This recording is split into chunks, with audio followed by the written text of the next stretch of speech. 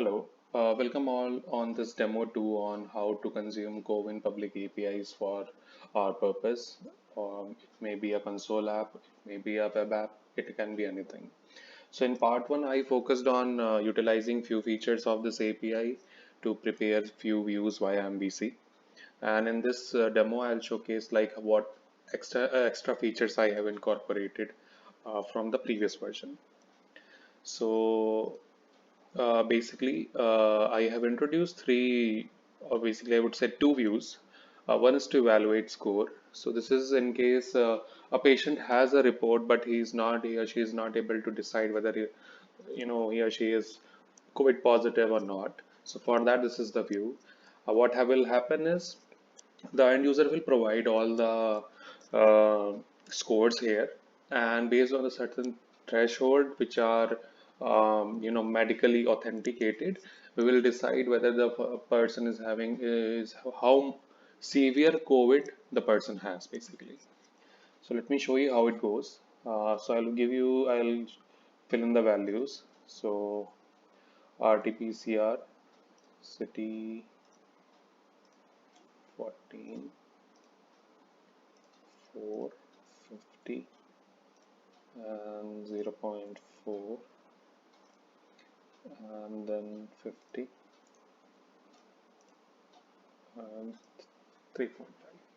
So the moment you will click submit for evaluation, in the backend it will try to evaluate the given score based on certain threshold, and it will give you the final report, or you can say a brief summary of how severe uh, you know the situation is. In case you want to check like what are the thresholds which are followed here, or what exactly runs behind the scenes, you can click on this link and it will give you the thresholds which are used for this application. The second view is basically your analyze COVID report, in case the person just wants to check like what are the thresholds available to decide whether the person is having COVID and how severe it is. This is just a simple analyze COVID link which will give you this image. In case you want to download and share, you can share. Now, one interesting API which was actually asked by a few people in the previous video is actually our basically our OTP APIs.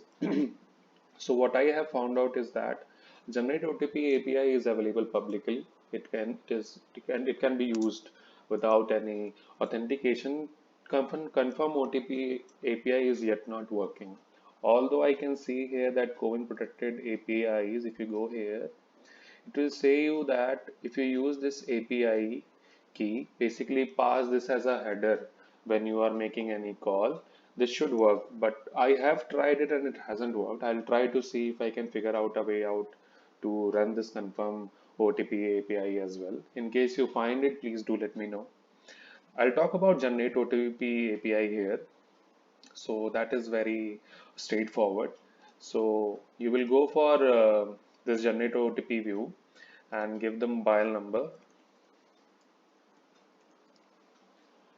and click on generate OTP, and it based on the input that you have provided, an OTP will be sent to the end user with and transaction ID is something that you can keep for your reference.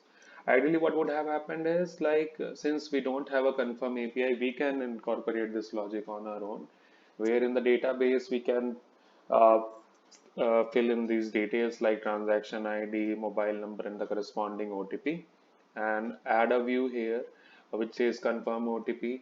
And once the person enters the mobile number and the OTP, we match it with the value present in our database and confirm and authenticate accordingly. So in case if you need any help, just do let me know. I will try to uh, prepare a demo on that as well, just to see like how a confirm OTP API can be built from our end.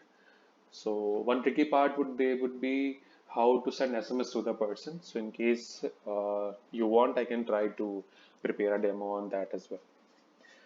So that's all from this demo. I have updated all my code in the repo. You can go there and check like what are the how I am making the calls, and what is basically going behind the scenes across all the views. So I'll just quickly show you. So this is the repo. I have updated it recently, like with all the features required.